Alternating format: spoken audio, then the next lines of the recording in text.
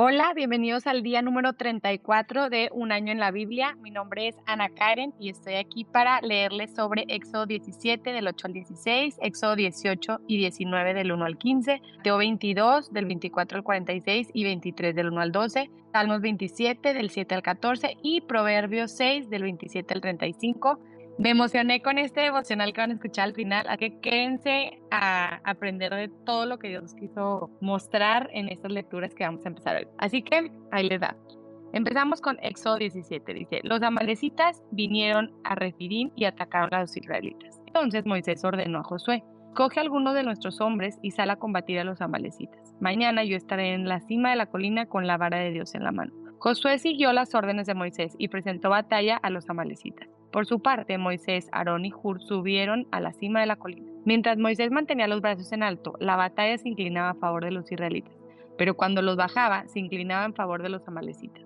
Cuando a Moisés se le cansaron los brazos, tomó una piedra y se la pusieron debajo para que se sentara en ella. Luego Aarón y Hur sostuvieron sus brazos, uno al izquierdo y otro al derecho, y así Moisés pudo mantenerlos firmes hasta la puesta del sol. Fue así como Josué derrotó al ejército amalecita a filo de espada. Entonces el Señor dijo a Moisés, pon esto por escrito en un rollo para que se recuerde, y que lo oiga bien Josué.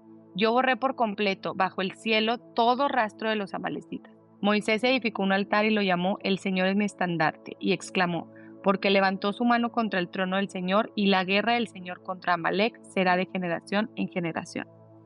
Jetro visita a Moisés. Todo lo que Dios había hecho por Moisés y por su pueblo Israel y la manera como el Señor había sacado a Israel de Egipto llegó a oídos de Jetro, sacerdote de Medián y suegro de Moisés.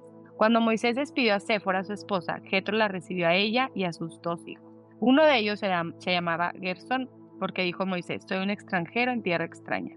Y el otro se llamaba Eliezer, porque dijo, el Dios de mi padre me ayudó y me salvó de la espada del faraón. Jetro fue al desierto para ver a Moisés, que estaba acampando junto a la montaña de Dios. Lo acompañaban la esposa y los hijos de Moisés. Jetro le había avisado, yo, tu suegro Jetro, voy a verte, me acompañan tu esposa y sus dos hijos. Moisés salió al encuentro de su suegro, se postró ante él y lo besó. Luego de intercambiar saludos y desearse lo mejor, entraron en la tienda de campaña. Ahí Moisés contó a su suegro todo lo que el Señor había hecho al faraón y a los egipcios en favor de Israel, todas las dificultades con que se habían encontrado en el camino y cómo el Señor los había salvado.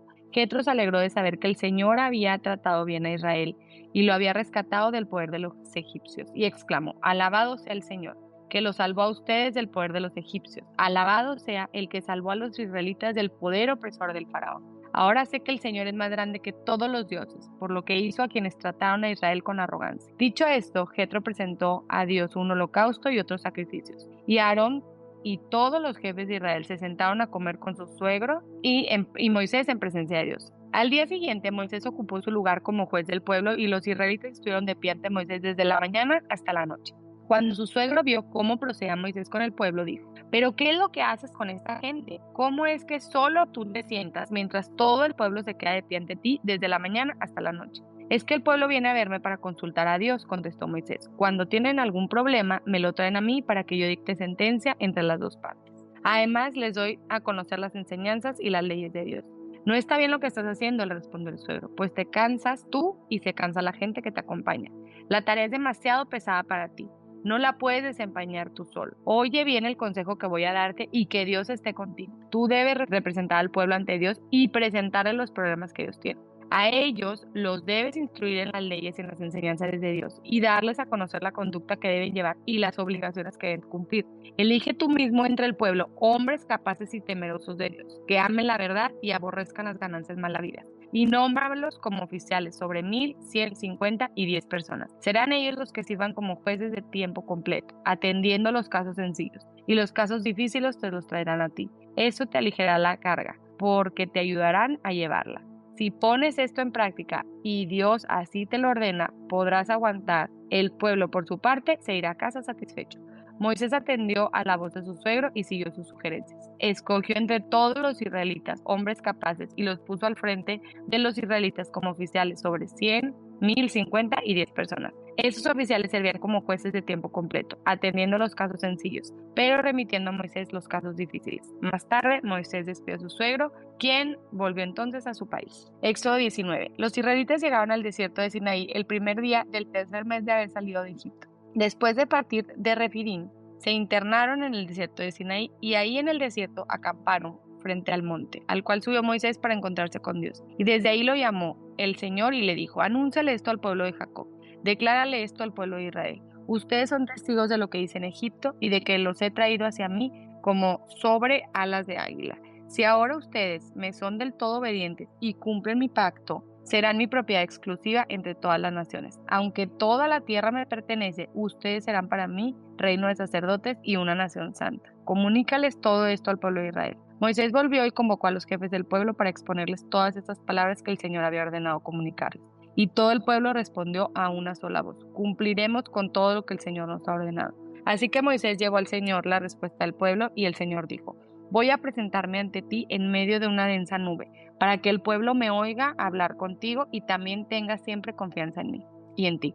Moisés refirió al Señor lo que el pueblo le había dicho y el Señor dijo: ve y consagra al pueblo hoy y mañana, diles que laven sus ropas y que se preparen para el tercer día, porque en ese mismo día yo, el Señor, descenderé sobre el monte Sinaí a la vista de todo el pueblo. Pon límites alrededor del monte para que el pueblo no pase. Diles que no suban al monte y que ni siquiera pongan un pie en él, pues cualquiera que lo toque será condenado a muerte. Sea hombre o animal, no quedará con vida.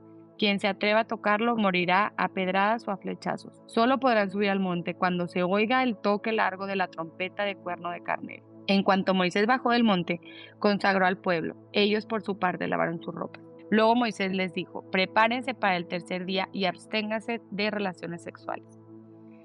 Mateo 22. Los fariseos se reúnen al oír que Jesús había hecho callar a los saduceos. Uno de ellos, experto en la ley, le tendió una trampa con esta pregunta: Maestro, ¿cuál es el mandamiento más importante de la ley? Ama al Señor tu Dios con todo tu corazón, con todo tu alma y con toda tu mente, respondió Jesús.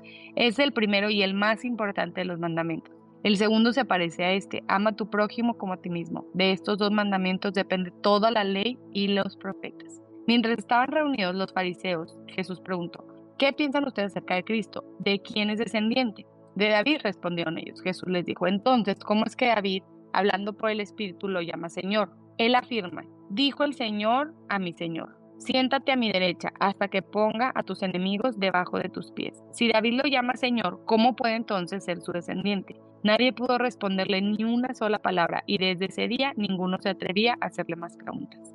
Después de esto, Jesús dijo a la gente y a sus discípulos: los maestros de la ley y los fariseos tienen la responsabilidad de interpretar a Moisés, así que ustedes deben obedecerlos y hacer todo lo que les digan, pero no hagan lo que hacen ellos, porque no practican lo que predican. Atan cargas pesadas y las ponen sobre la espalda de los demás, pero ellos mismos no están dispuestos a mover ni un dedo para levantarlas.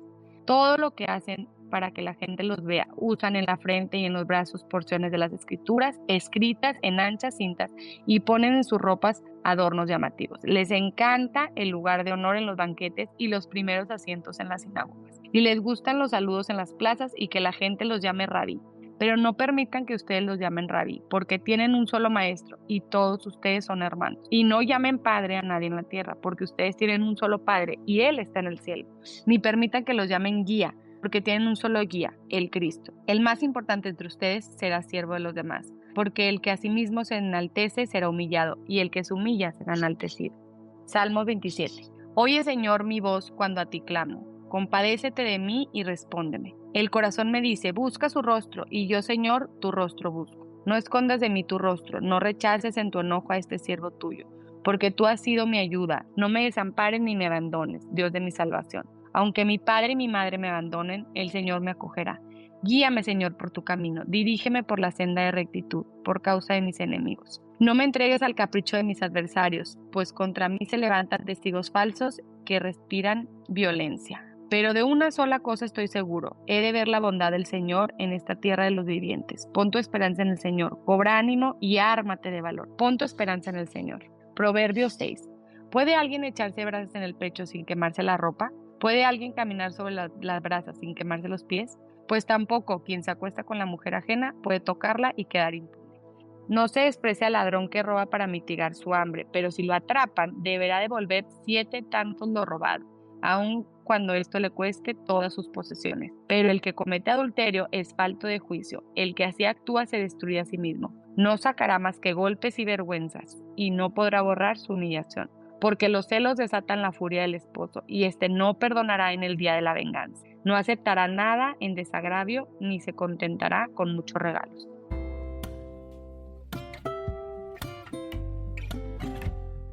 Y esa fue la lectura del día de hoy. Ahora el devocional al cual le he llamado autoridad, congruencia y trabajo en equipo. Y quiero decir que Dios no me deja de sorprender por cómo me habla de una manera tan clara y concreta. Esa semana, Carlos, mi esposo y yo platicamos de la importancia de tener figuras de autoridad en nuestras vidas y cómo no sería congruente entregar tu vida a Dios y no darle permiso a esas figuras de autoridad de ser parte de nuestras vidas. Nosotros, por ejemplo, tenemos unos grandes amigos que son pastores además de compadres, y me encanta saber que puedo confiar en ellos cada vez que nos vemos en alguna situación donde necesitamos de figuras de autoridad, porque sé que ellos están caminando sobre la misma línea que nosotros y que es Dios quien nos ha puesto en nuestras vidas. Y ahora entiendo que esto no es solo una elección que nosotros como pareja hicimos, sino que es así como debemos de actuar. Ahora, primero vemos a Moisés, que hace todo en nombre de Dios. Abre los mares, da de comer a un pueblo entero, da de beber, lo salva en la guerra contra los amalecitas, y esto lo hace él solo en el nombre de Dios. Pero luego llega una figura de autoridad a su vida, Jetro, su suegro, al cual Moisés lo trata con respeto y le da ese lugar que le corresponde, el lugar de autoridad, por lo que lo recibe postrándose ante él, besándolo. Y aquí quiero hacer un paréntesis y preguntarte, ¿tú qué lugar le das a tus figuras de autoridad? ¿Cómo los haces sentir respetados? Y me refiero principalmente a Dios, nuestra figura de mayor autoridad, pero también me refiero a nuestros padres, pastores, guías espirituales, maestros, suegros. Jesús en Mateo nos ejemplifica cómo debe ser el comportamiento de estas figuras de autoridad espiritual, pero también nos enseña cómo debemos comportarnos nosotros ante ellos. Nos dice, obedezcan y hagan todo lo que les digan, porque tienen la responsabilidad de interpretar la ley. Y lo que quiere decir aquí es que hay personas con más sabiduría que nosotros y que están caminando en el camino de Dios. Por eso Dios nos manda a ser obedientes a sus enseñanzas. Pero también nos da una advertencia importante. Dice, pero no hagan lo que ellos hacen porque no practican lo que predican. Y aquí obviamente se refiere a los fariseos. Y estaba dando un ejemplo de aquellos líderes que dicen una cosa pero hacen otra. Y yo aquí veo un reto importante que aplico a mi vida personal. Y quiero confesarles que desde que soy mamá, esta es una de las cosas que más cuido. Que mis hijos vean una congruencia entre lo que digo y lo que hago. Porque Jesús dice que ellos atan cargas pesadas y las ponen sobre la espalda de los demás. Pero ellos mismos no están dispuestos a mover un solo dedo para levantarlas. Y quiero saber qué clase de líder o autoridad sería yo al poner cargas pesadas en todos los demás, pero no dispuesto a mover un solo dedo. Así que cada vez que quiero enseñarle algo a mis hijos, educarlos, enseñarles a ser ordenados, obedientes, agradecidos, a poner a Dios primero, a darle gracias por todo, cuido mucho que yo misma esté haciendo todo esto. Claro que ser perfectos es un camino y no una meta, porque el único perfecto es Jesús. Pero como siempre digo, Él nos deja su palabra como enseñanza y guía de cómo debemos ser. Y qué mejor ejemplo de congruencia que Él mismo. Todas las enseñanzas que Él predicaba las vimos aplicarlas. Una y otra vez, Él vivía exactamente lo que enseñaba. Él puso la mejilla izquierda cuando le dieron la derecha.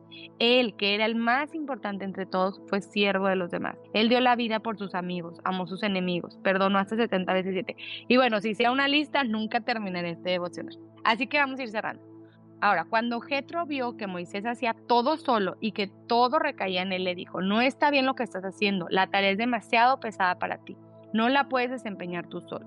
¿Y quién nos dijo que solos podemos más? A mí en lo personal me encanta el dicho de juntos somos más fuertes, porque de verdad lo creo. Incluso Jesús, el que sí pudo haber hecho todo solo, decidió no hacerlo. Decidió contar con 12 discípulos, sus amigos, compañeros y hacer equipo con ellos. Y desde Éxodo se empieza a ver cómo Moisés va creando esas figuras de autoridad y el equipo que hay detrás de él, que son estos servidores de la ley. Jetro le dijo, a ellos les debes instruir en la ley y las enseñanzas de Dios y darles a conocer la conducta que deben llevar y las obligaciones que deben cumplir. Los manda a elegir entre todo el pueblo a hombres que cumplan con estas 4 características. Ser capaces, temerosos de Dios, que amen la verdad y que aborrezcan las ganancias malavidas. Pero aún así, sigue habiendo una jerarquía. A ellos se les presentan los casos sencillos y tienen la autoridad de llevarlos a cabo, pero deben notificar a Moisés de los casos difíciles y esos los llevarán ante él.